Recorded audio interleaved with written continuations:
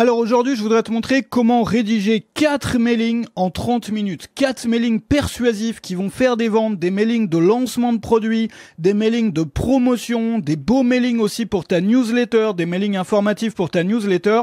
En 30 minutes, ça veut dire que tu vas passer juste un peu plus de 5 minutes, 5, 7, 8 minutes par mailing. Alors c'est quelque chose qui peut changer ta vie, qui peut complètement transformer ta façon de bosser si tu es indépendant. Le gros problème de beaucoup d'indépendants, c'est qu'ils ont pas le temps. Alors si t'as pas le temps, ça va bien t'aider ce que tu vas voir dans cette vidéo, mais il faut aussi voir ce que je t'ai mis dans la description, dans le premier lien. C'est une présentation vidéo qui va t'apprendre à faire tourner tout un business en ligne, un business de formateur, de coach, d'expert, en 25 minutes par jour. En 25 minutes par jour, avec toutes sortes de hacks, d'astuces. Enfin, au-delà des hacks et des astuces, c'est vraiment un nouveau paradigme, une nouvelle façon d'envisager ce métier, une façon minimaliste d'envisager ce métier, où j'ai pris finalement tous les mécanismes, tous les leviers qui t'apportent le maximum de résultats avec un minimum de temps. C'est-à-dire là où on a vraiment la balance résultat-temps qui est au maximum. Donc ne rate pas ça si tu n'as pas le temps, ne rate pas ça si tu es salarié et que tu essayes de monter ta boîte à côté et que en plus peut-être tu as une vie personnelle compliquée avec des enfants, avec ceci, avec cela, tu sais plus où donner de la tête. Ça peut te sauver la vie. C'est vraiment une présentation vidéo qui est de nature à changer des vies. Donc ne rate pas ça. Ce que je te propose, c'est de la charger dans un nouvel onglet avant de continuer la vidéo. Alors aujourd'hui, comment écrire 4 mailings en 30 minutes? Ce qu'il faut comprendre, c'est que en termes de création, c'est-à-dire qu'on crée d'ailleurs des vidéos, qu'on crée des mailings ou autres, beaucoup de gens se concentrent énormément sur la forme. C'est-à-dire comment est-ce que je devrais commencer mon mailing, comment est-ce que je devrais le continuer, quels mots employer, etc. Alors qu'il y a quelque chose qui est beaucoup plus important que la forme, qui dépasse largement la forme dans la qualité que tu vas avoir derrière, dans la qualité de rendu, dans l'aspect de ta vidéo ou de ton mailing, dans la qualité du rendu et dans l'aspect persuasif du mailing ou de la vidéo que tu vas créer. C'est ton humeur, c'est ton énergie. Et malheureusement, on parle très peu de ça. Quand tu regardes des formations, des bouquins, des contenus, n'importe quoi sur l'écriture, sur les newsletters, sur l'email marketing, sur les vidéos, c'est pareil. On te parle beaucoup de forme, mais on te parle très peu de ça. Et tu te rends compte, si tu regardes un peu dans ton passé, il y a des moments là où tu as écrit tes meilleurs mailings, là où tu as fait tes meilleures vidéos, c'est quand tu avais une humeur, une énergie spécifique. Et quand on a... Alors moi j'ai remarqué justement que l'un des moyens de déclencher une énergie qui donnait d'excellents mailings, d'excellents textes, c'était d'écrire rapidement, d'écrire le plus vite possible. Alors c'est complètement contre-intuitif, ça va à l'inverse exact de tout ce qu'on apprend à l'école où on nous apprend à nous appliquer, etc. Mais en fait, quand on écrit d'un seul jet, quand tu écris d'un seul jet en te chronométrant, en essayant de battre tes records, en essayant d'écrire le plus vite possible, ce qui se passe en général, c'est que tu vas avoir un texte qui est beaucoup plus touchant, qui est beaucoup plus persuasif, qui est beaucoup plus humain et qui en plus...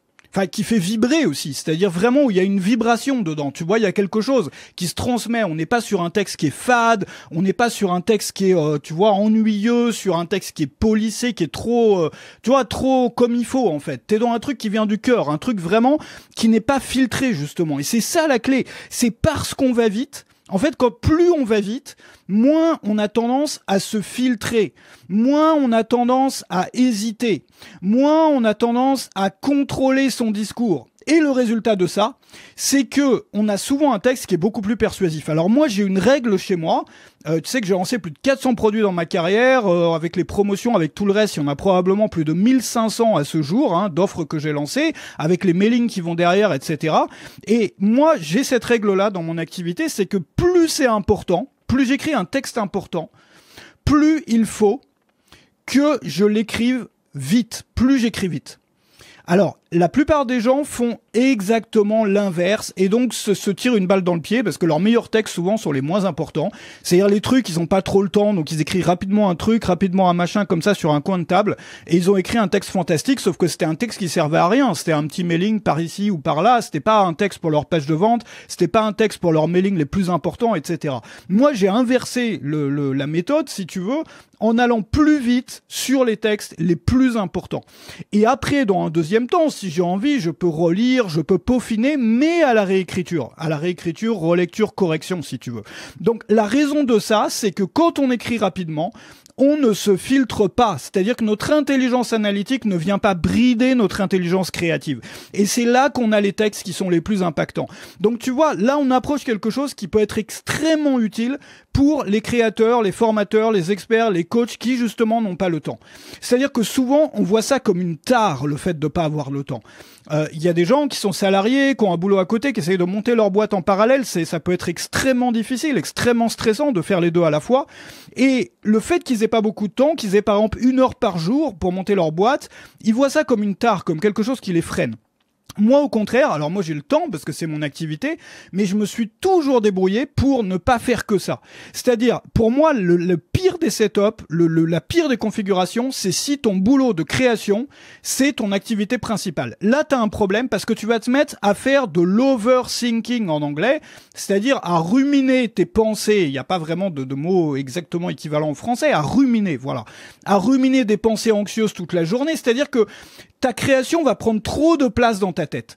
Et donc, du coup, tu vas commencer à te filtrer beaucoup plus que tu le devrais. Tu vas commencer à ne pas oser. Ce qui est le pire des ne pas oser, c'est pas un péché. Enfin, si, c'est pire qu'un péché dans notre, c'est la pire des fautes, finalement, qu'on puisse avoir dans nos métiers. C'est de se brider parce qu'on n'ose pas. Parce que c'est justement quand tu sors de ta zone de confort que tu peux décrocher les résultats que tu mérites. Que tu peux, voilà, c'est pas le travail dur et acharné qui mérite des résultats. C'est souvent le fait d'oser davantage que les autres. Tiens, j'ai effacé au lieu d'écrire, ça arrive tout le temps, mais tu vois. Donc en fait, plus on va vite, plus on va oser, moins on va se filtrer. Donc moi, c'est la raison pour laquelle j'ai toujours eu plein de choses à côté de mon boulot de création. J'étais digital nomade pendant un moment, je voyageais, je marchais 20 km par jour dans les villes que je découvrais. J'ai construit plusieurs maisons. En ce moment, je suis en train de retaper une ferme avec des animaux, tout ça. Pourquoi ? Parce que pour moi, c'est important que moi, je suis bon seulement quand mon activité de création, c'est un pourcentage minoritaire de mes journées. Et ça, la chance qu'on a, en fait, on devrait voir ça comme une chance et non pas comme une tare quand on se lance et qu'on n'a pas le temps, à condition d'assumer de faire les choses vite. C'est-à-dire de se dire, le fait d'avoir ces obligations en termes de temps me force à aller vite et donc me force à me lâcher et m'aide énormément pour sortir de ma zone de confort. Je te propose 2 choses. La première chose, c'est d'appliquer ça comme une règle, mais vraiment comme une règle essentielle dans ton activité. C'est plus c'est important, plus un contenu est important, plus tu vas le créer vite, plus tu crées vite. Voilà. Et tu peux utiliser un chronomètre, essayer de battre tes records, etc. Pas sur tout. L'idée, c'est pas de d'être complètement paniqué en faisant une course contre la montre, mais sur des exercices spécifiques. Par exemple, l'écriture d'un mailing. Par exemple, l'enregistrement ou faire le plan d'une formation ou des choses comme ça. Donc, plus c'est important, plus on crée vite. Rien ne nous empêche derrière d'aller relire à tête reposée, de corriger les trucs où on a un peu, justement, on aurait dû se filtrer peut-être un peu plus, mais on sépare les deux. On ne filtre pas son intelligence créative avec son intelligence analytique. On ne laisse pas notre intelligence analytique nous brider. Parce que cette partie de notre intelligence, c'est exactement elle qui nous empêche d'oser, qui nous empêche d'avoir confiance en nous, qui nous empêche de nous lâcher, qui nous empêche de faire des contenus vraiment persuasifs et vraiment humains. Et qui vont faire vibrer les gens derrière. Donc ça, c'est la première chose. Et la deuxième chose que je te recommande vivement de faire, c'est de regarder la présentation vidéo que je t'ai faite et qui se trouve dans la description, dans laquelle tu vas trouver toutes sortes de stratégies, de méthodes très concrètes pour faire tourner tout un business de création de contenu, donc de formateurs, de coachs, d'experts, en 25 minutes par jour. Tu n'as pas besoin d'1 minute de plus, c'est-à-dire que avec les méthodes que tu vas découvrir, 26-27 minutes par jour, c'est trop. 25 minutes par jour pour tout faire tourner. Alors ça demande bien évidemment d'aborder ce métier d'une façon radicalement différente et je voudrais t'amener dans cette aventure, te faire découvrir ce qu'on peut faire en travaillant 25 minutes par jour quand on commence à voir ce métier sous un regard différent. Ça se trouve dans la description. Je te remercie d'avoir été là avec moi aujourd'hui. Je te retrouve tout de suite juste en dessous.